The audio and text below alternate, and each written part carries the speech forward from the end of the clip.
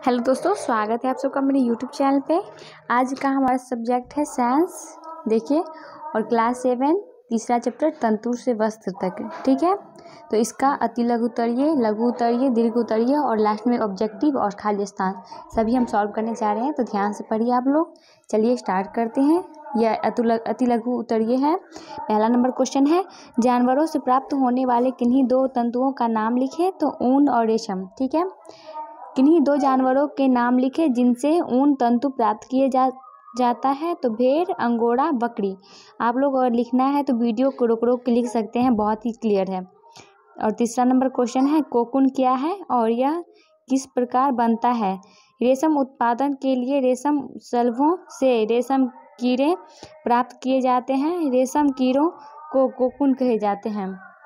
और चौथा नंबर है, डिंभ क्या है। जानवर तंतु के स्रोत से डिंभ का एक उदाहरण दें।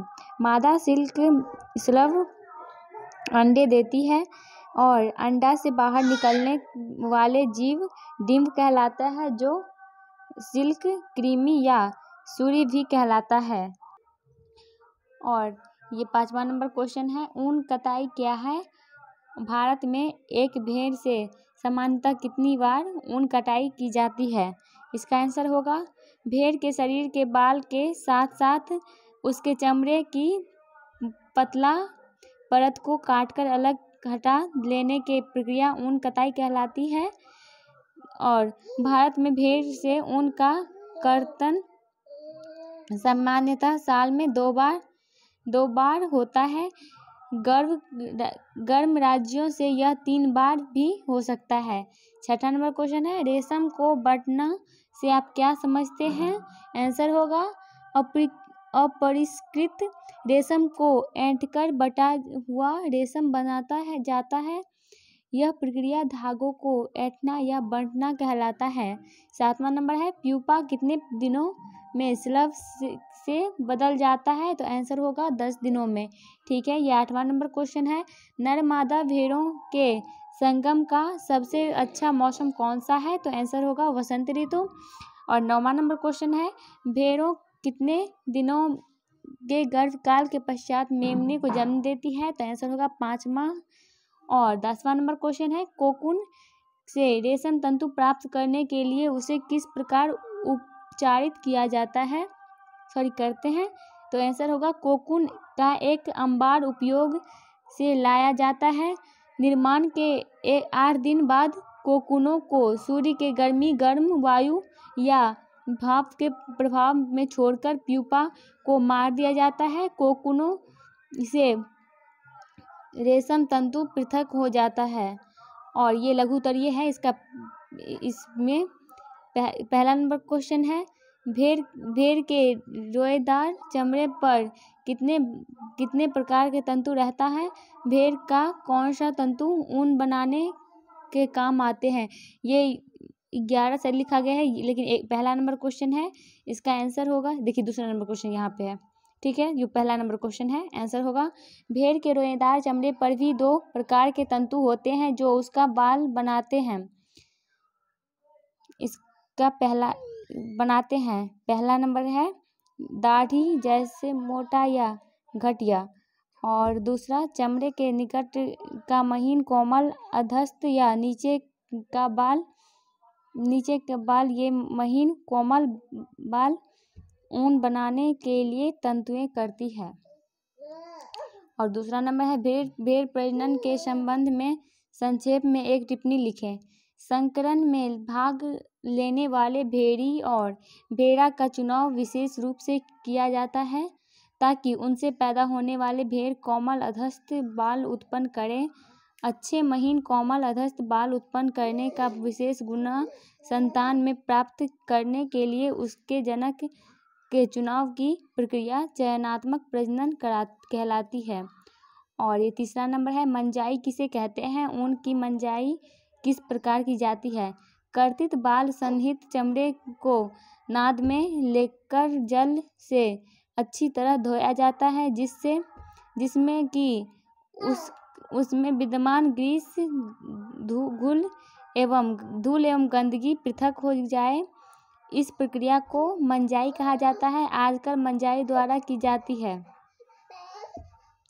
चौथा नंबर है रेशम कीड़ों में निर्मोचन की विवेचना करें। भोजन में रेशम कीड़ा 6 दिन के अंतराल पर 4 बार, प्रत्येक बार 24 घंटे सोता है। सोने के समय उसका चमड़ा फट जाता है तथा जगने पर वह केंचुल उतार फेंकता है तथा नए चमड़ों में बाहर आता है। इस घटना को निर्मोचन या केंचुली उतारना कहते हैं। 5वां नंबर क्वेश्चन है कोकून से रेशम तंतु किस प्रकार प्राप्त किए जाते हैं। आंसर होगा कोकून का एक अंबार उपयोग में लाया जाता है। निर्माण के 8 दिन बाद कोकूनों को सूर्य के गर्म वायु या भाप के प्रभाव में छोड़कर प्यूपा को मार दिया जाता है। कोकूनों से रेशम तंतु पृथक हो जाता है। 6वां नंबर क्वेश्चन है भारत में भेड़ का संकरण क्यों आवश्यक है। आंसर होगा चूंकि ऊन भेड़ के रोएदार तंतु से प्राप्त किए जाते हैं, अतः ऊन की विशेषता और उसकी मात्रा भेड़ की नस्ल पर निर्भर करती है। देसी भेड़ कोमल अधस्थ बाल पैदा करने वाले नस्ल का नहीं होता है।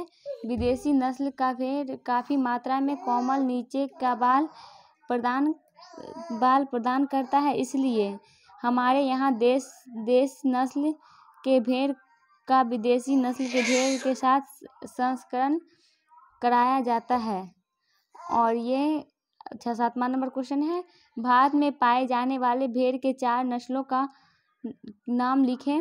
उनसे प्राप्त ऊन की कोटि का उल्लेख करें। नस्ल का नाम लोही, रामपुर, बुरायर। लोही का होगा उत्तम कोटि का ऊन और रामपुर बुरायर का होगा भूरा तांगा। और नाली नस्ल के जो भेड़ हैं वो दरी ऊन इस कोटि के ऊन देते हैं। और मारवाड़ी मोटा ऊन और पटनवाड़ी मोजा बनियाइन के लिए और बखरवाल ऊनी साल के लिए। और ये 8वां नंबर क्वेश्चन है लघु उत्तरीय का सिर्फ एक क्वेश्चन बचा है। ये 8वां नंबर रेशम कीड़ा के पालन पोषण का संक्षेप में वर्णन करें। भोजन काल में रेशम कीड़ा 6 दिन के अंतराल पर 4 बार सोता है। सोने के समय उसका चमड़ा फट जाता है तथा उस जगने पर वह केंचुली उतार फेंकता है तथा नए चमड़े में बाहर आता है। इस घटना को निर्मोचन या केंचुली उतारना कहते हैं। अंतिम निर्मोचन के बाद 10 दिन का अंतिम भरण काल आरंभ होता है। इस काल में कमरा अच्छी तरह से साफ होना चाहिए और उसमें पर्याप्त प्रकाश एवं रोशनी होनी चाहिए। इस काल के बाद कीड़ा पूर्णतया विकसित होकर वयस्क हो जाता है।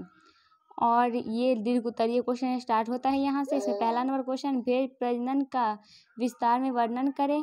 भेड़ प्रजनन के लिए सिर्फ स्वस्थ जनक चुने जाते हैं। मादा और नर भेड़ों का संगम कराने का वसंत ऋतु सबसे उपयुक्त समय है। भेड़ी 5 माह के गर्भकाल के बाद मेमने को जन्म देती है। प्रारंभ के कुछ दिनों तक मेमना माँ के दूध पर आश्रित रहता है, अतः इस दरम्यान भेड़ी को भोजन में पौष्टिक आहार देनी चाहिए। उसको खाने के लिए पशुचर, घास और पत्तियां के साथ साथ दाल, मक्का, जौ, ज्वार, तेल केक अर्थात खली ऑयल केक बीजों से तेल निकाल लेने के बाद बचा हुआ पदार्थ एवं खनिज का मिश्रण देनी चाहिए। दूसरा नंबर क्वेश्चन है ऊन तंतु का ऊन में संसाधन पर एक निबंध लिखें। इसका आंसर होगा भेड़ के रेशों को ऊन में संसाधित करने की विभिन्न चरण होते हैं। पहला, भेड़ों के बालों की कटाई। भेड़ के शरीर पर बालों की कटाई की जाती है। दूसरा, अभिमार्जन। रेशों को अच्छी तरह धोया जाता है। तीसरा, छटाई। अच्छे रेशेदार की छटाई करते हैं। और चौथा, कटाई। इस प्रकार प्राप्त छोटे छोटे कोमल फूले हुए रेशों को ऊन के धागों के रूप में कटाई की जाती है। और 5वां, रंगाई, विविधता के लिए इन रेशों की रंगाई की जाती है। और 6ठा, ऊनी धागा बनाना, रंगाई के पश्चात रेशों को सुलझा कर सीधा किया जाता है। और 3रा नंबर क्वेश्चन है, रेशम शलभ का जीवन वृत्त बताएं। सिल्क यानी रेशम एक प्रकार का कीड़ा है। मादा सिल्क शलभ अंडे देती है। अंडों से डिंभ निकलती है जो सिल्क कृमि होगा यहाँ पे, सिल्क कृमि या कीड़े या सुरी कहलाती है। वे मलबरी की पत्ती खाती है तथा आकार में बढ़ती है। और जब सिल्क कीड़ा अपने जीवन वृत्त के दूसरे चरण में प्रवेश के लिए तैयार होती है तो उसे प्यूपा या कोश कहते हैं। सर्वप्रथम वह स्वयं अपने को सुरक्षित रखने के लिए एक जाल बुनती है। इसके बाद वह अपने सिर को संख्या 8 के रूप में एक तरफ से दूसरी तरफ घुमाती है। सिर की इन गतियों के समय सिल्क कीड़ा प्रोटीन का बना रेशा या तंतु निस्सारित करता है। यह रेशा हवा में खुल रहने पर कड़ा होकर सिल्क रेशा बन जाता है। सिल्क कीड़ा शीघ्र ही सिल्क रेशों से अपने को पूर्णतः ढक लेती है। यह आवरण कोकून कहलाता है। कोकून के अंदर कीड़े का आगे का विकास होता है। कोकून से रेशमी तंतु प्राप्त होते हैं। और अगला नंबर क्वेश्चन है, 4था नंबर, कोकून क्या है? रेशम कीड़ा किस प्रकार कोकून बनाता है, इसका विस्तार से वर्णन करें। आंसर होगा, कोकून रेशमी तंतुओं का एक कोमल आवरण है जो कीड़े द्वारा निस्सारित किए गए द्रव के कड़ा होने से प्राप्त बनता है। भरण काल के बाद कीड़ा वयस्क हो जाता है और खाना बंद कर देता है। इसे कुछ पुआल या छोटी झाड़ियों पर रख दिया जाता है जिस पर यह अपना कोकून बना सकता है। कीड़ा पुआल या झाड़ियों से चिपक जाता है। यह अपनी सुरक्षा के लिए अपने चारों ओर कोकून काटता है। कीड़ा अपना कोकून लगभग 5 दिनों में पूरा कर लेता है। तैयार कोकून लगभग 4 सेंटीमीटर लंबा होता है जो लगभग 600 से 1200 मीटर रेशम तंतुओं से कोकून बना होता है। और ये 5वां नंबर क्वेश्चन है, आप प्राकृतिक एवं कृत्रिम तंतु में किस प्रकार विभेद करेंगे? आंसर होगा, आप इसे बढ़ा चढ़ा कर और लिख सकते हैं पर पूरा क्लियर सही से आंसर है हमारे पास बहुत ही कम जगह में होगा, इसलिए आप बढ़ा चढ़ा कर लिख सकते हैं। चलिए, प्राकृतिक तंतु, पौधे एवं जंतुओं से प्राप्त होने वाला तंतु प्राकृतिक तंतु कहलाता है। उदाहरण में है ऊन, रेशम, जूट इत्यादि। और कृत्रिम तंतु यानी मानव निर्मित तंतु, इसका आंसर होगा मानव द्वारा तैयार किए गए तंतु कृत्रिम तंतु कहलाता है। उदाहरण के लिए पॉलिस्टर, रेयान, नायलॉन इत्यादि। और चलिए ऑब्जेक्टिव की तरफ चलते हैं। रेशम कीड़ा है सुरी, एक मादा शलभ अंडा देती है सैकड़ों में।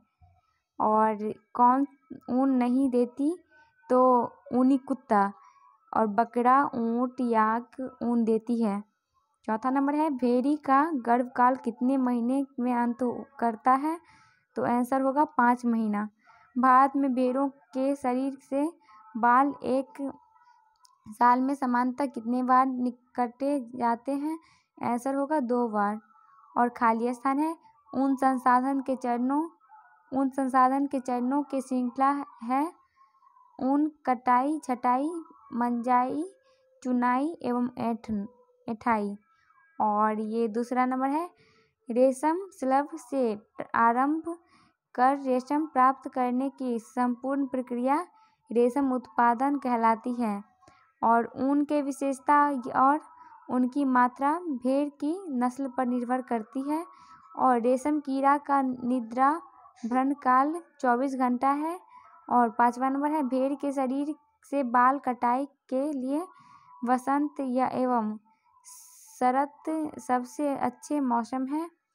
और ये है पहला नंबर, इसमें एक से अधिक आंसर होगा ये था। तो मतलब 4 ऑप्शन दिया गया था, इसमें 2 आंसर था, किसी का 3, किसी का 2, किसी का 1 ही था, इस टाइप में था। तो चलिए इसका पहला नंबर क्वेश्चन बता देते हैं। ऊन प्रदान करने वाले जानवर हैं भेड़, एंगोरा, बकरा। दूसरा नंबर है राजस्थान में पाए जाने वाले भेड़ की नस्ल है लोही नाली। और कोमल अधस्थ बाल प्राप्त करने के लिए देसी भेड़ी का संकरण विदेशी भेड़ से कराया जाता है। हमारे देश में संकरण का अच्छा परिणाम देने वाला विदेशी नस्ल है। आंसर होगा मेरिनो, सोमालियो और रामबाउ इलेट। चलिए हमारा वीडियो यहीं पे समाप्त होता है। अगर हमारे चैनल पर आप नए हैं तो सब्सक्राइब जरूर कर लीजिए और बेल आइकन को भी प्रेस कर लीजिए, जिससे हम कोई वीडियो अपलोड करें तो आप तक नोटिफिकेशन पहुंचे। और हाँ, अगर पसंद आए तो लाइक भी ज़रूर कर दीजिएगा और दोस्तों के साथ शेयर भी ज़रूर करिए अगर हेल्पफुल है आपके लिए तो। Thank you. कोई फीडबैक देना हो तो आप डिस्क्रिप्शन ये कमेंट लिस्ट में दे सकते हैं। Thank you.